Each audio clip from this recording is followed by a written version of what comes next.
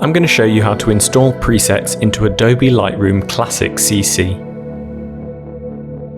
So we're going to start in Lightroom and we're in the Develop module. We're going to go over here to the Presets tab. We're going to click the little plus icon and then click Import Presets. We're going to navigate to the folder on our computer where we've downloaded the desktop presets.zip file.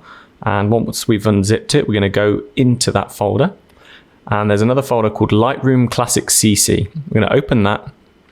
Inside, you'll find a folder called TPF. It'll always start with TPF, the preset factory.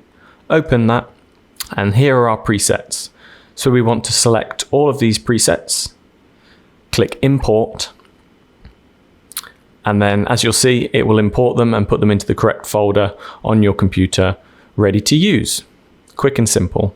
Now, I've showed you the instructions on a Windows computer. The instructions will be pretty much the same if you're using a Mac OS as well.